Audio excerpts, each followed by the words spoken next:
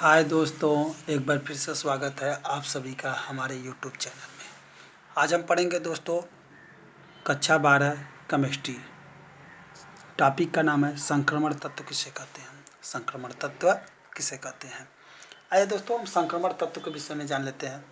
वे तत्व जिनके परमाणु अथवा वे तत्व जिनके परमाणु अथवा साधारण आयनों के इलेक्ट्रॉनिक विन्यास में भीतरी डी कक्षक अपूर्ण रूप से भरे होते हैं, क्या कहलाते हैं?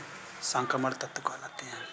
ठीक है दोस्तों, जिनके क्या हो भीतरी डी कक्षक क्या हो अपूर्ण रूप से भरे होते हैं, वह क्या कहलाते हैं? संक्रमण तत्व कहलाते हैं। ठीक है दोस्तों, आइए अब हम आगे चलते हैं। सामान्य सूत्र, संक्रमण तत्व के सामान्य सूत्र क्या होते हैं दोस्तों? तो ये होता है n-1 डी 1 से लेके कितने तक दोस्तों? 10 तक। 1 से लेकर 10 तक हम कोई भी संख्या रख सकते हैं। क्यों दोस्तों? क्योंकि डी उपकोष में कितने इलेक्ट्रॉन होते हैं? 10 इलेक्ट्रॉन होते हैं, तो 10 से अधिक इलेक्ट्रॉन हम नहीं रख सकते हैं। यान 1 से लेकर कितने तक दोस्तों? 2 तक। यहाँ यस है 1 से लेकर कितने तक दोस्तों? 2 तक। क्यों? क्योंकि यस में कितने इलेक्ट्रॉन होते हैं दोस्तों? 2 इलेक्ट्रॉन होते हैं, तो यहाँ 1 से लेकर कितने इलेक्ट्रॉन रखे जा सकते हैं? 2 इलेक्ट्रॉन। इससे अधिक इलेक्ट्रॉन हम इसमें नहीं रख सकते हैं। यह इसका सामान्य सूत्र है। कभी कभी दोस्तों आपसे पूछ देता है कि संक्रमण तत्व का सामान्य सूत्र है ऑब्जेक्टिव में, तो ऑब्जेक्टिव में आपको ये दिखेगा, तो आप इसे ऑप्शन मार दीजिएगा। या कभी दोस्तों डी के पावर क्या 1 से लेकर 10 तक कोई भी अंक रख सकता है, 1 से लेकर 10 तक कुछ भी रख सकता है, तो आप इसके अनुसार आप मार सकते हैं कि हाँ यही संक्रमण तत्व के क्या है? सामान्य सूत्र हैं। ठीक है दोस्तों, आइए आगे चलते हैं।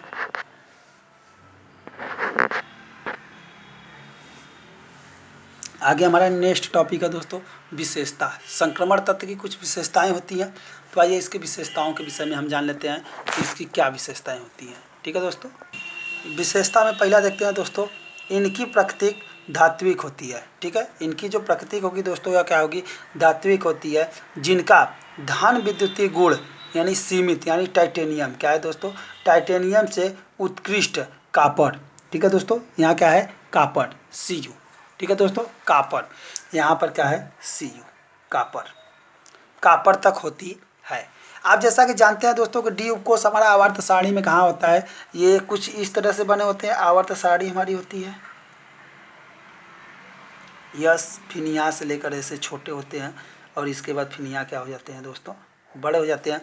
तो आप जानते हैं कि ये आवर्त सारणी हमारी कुछ इस तरह से होती है, इस तरह से होती है, बीच में यहाँ तक ऐसे छोटे होते हैं।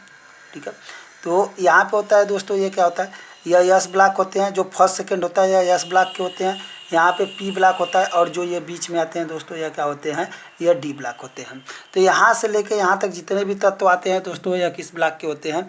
यह डी ब्लॉक के तत्व कहलाते हैं। ठीक है दोस्तों, इसी में हमारा क्या आ जाता है? यानी सीमित होती है। टाइटेनियम से कितने तक होती है दोस्तों? कापर तक होती है। ठीक है, आइए इसकी कुछ और विशेषताओं के विषय में पढ़ लेते हैं। इसकी नेक्स्ट विशेषताएं क्या होती हैं दोस्तों? दूसरा है ये कठोर होते हैं। ये क्या होते हैं? कठोर होते हैं, तथा ऊष्मा और क्या होते हैं? विद्युत के सुचालक होते हैं। ठीक है, ये विद्युत के और ऊष्मा के क्या होते हैं दोस्तों? सुचालक होते हैं। ठीक है, आइए नेक्स्ट देखते हैं दोस्तों। हमारा थर्ड नंबर है ये परिवर्ती ऑक्साइड प्रदर्शित करते हैं। एक ऐसी ऑक्साइड परिवर्तित करते हैं दोस्तों, यह परिवर्ती ऑक्साइड प्रदर्शित करते हैं। ठीक है, परिवर्ती ऑक्सीकरण प्रदर्शित करते हैं। ये परिवर्ती ऑक्सीकरण क्या करते हैं? प्रदर्शित करते हैं। नेक्स्ट चौथा दिया है ये रंगीन आयन बनाते हैं। ठीक है, अभिक्रिया के फलस्वरूप जब इनकी अभिक्रियाएं होती है दोस्तों, तो ये क्या बनाते हैं? रंगीन आयन बनाते हैं। ठीक है, ये क्या बनाते हैं? ये आयनों में टूट जाते हैं, तो ये क्या बनाएंगे? रंगीन आयन बनाते हैं। ठीक है, पांचवा है दोस्तों ये सामान्यतः ये सामान्य यौगिक होते हैं। ये क्या होते हैं? ये समन्वय यौगिक होते हैं। दोस्तों, ये क्या होते हैं? समन्वय। यहाँ क्या रहेगा? समन्वय यौगिक होते हैं। आइए दोस्तों इसमें छठा देखते हैं ये सामान्यतः अनुचुंबकीय होते हैं। ये क्या होते हैं दोस्तों? ये अनुचुंबकीय होते हैं।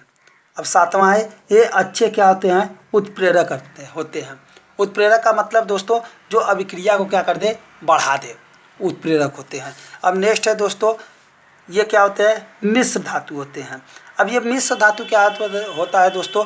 मिश्र धातु के विषय में हम जान लें कि मिश्र धातु किसे कहते हैं। ठीक है, जब क्या हो किसी भी यौगिक में क्या अनेक प्रकार के धातुएं मिले हों, ठीक है, अनेक प्रकार के धातु, तांबा, लोहा।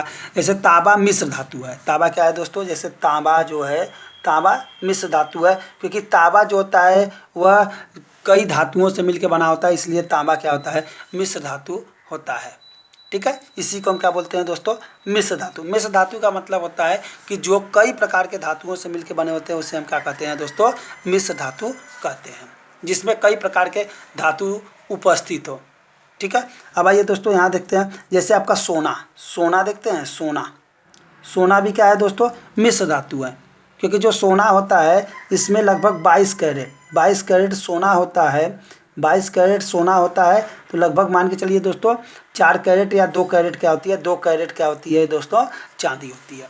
हम अपने कठोरता के अनुसार इसको मिलाते जाते हैं, इसको भी हम क्या बोलते हैं, मिश्र धातु। 9वां देखते हैं दोस्तों, ये धातुओं के साथ अंतरा, ठीक है, कशिक यौगिक बनाते हैं, अंतरा कशिक यौगिक बनाते हैं, ठीक है दोस्तों। आइए आगे देख लेते हैं। 10वां है दोस्तों, इनका गलनांक व क्वथनांक क्या होता है, उच्च होता है, ठीक है दोस्तों। इसको अधिक ताप देंगे तभी ये क्या होंगे, गलेंगे, और क्या होंगे, क्वथनांक, यानी गलने में क्या हो, गलेंगे, और इनका क्वथनांक क्या होता है, बहुत ही उच्च होता है। गलनांक और क्वथनांक क्या होता है दोस्तों, उच्च होता है, ठीक है दोस्तों। यहाँ पर दोस्तों संक्रमण तत्व हमारा ख़त्म हो गया। और यहाँ पे दोस्तों आपसे परीक्षाओं में अगर आप संक्रमण तत्व आपसे पूछेगा तो आप परीक्षा में इसकी विशेषता 10 मत याद करिएगा, इसमें से 5-6 याद कर लीजिएगा, बहुत है इसकी विशेषताओं के विषय में, ठीक है दोस्तों। इसमें मैं इतना इसलिए लिखाया हूँ कि इसमें आप छोटा छोटा छाँट के अपना याद कर लीजिएगा दोस्तों, जिससे आपके परीक्षा में जो क्वेश्चन आए हों उसे आप आसानी से कर सकते हैं। कभी कभी संक्रमण तत्व दोस्तों 2 नंबर का पूछ देता है, और ये देख लीजिएगा दोस्तों, ये बहुत ही इंपॉर्टेंट है, सामान्य सूत्र, ये कभी कभी ऑब्जेक्टिव में पूछ देता है। तो उम्मीद है दोस्तों हमारे द्वारा दी गई जानकारी से आप संतुष्ट होंगे। यदि हमारा वीडियो दोस्तों आपको पसंद आया तो ज़्यादा से ज़्यादा शेयर करिए। अगर हमारे वीडियो पे नए हैं तो दोस्तों, हमारे चैनल पे नए हैं तो हमारे चैनल को सब्सक्राइब कर लीजिए।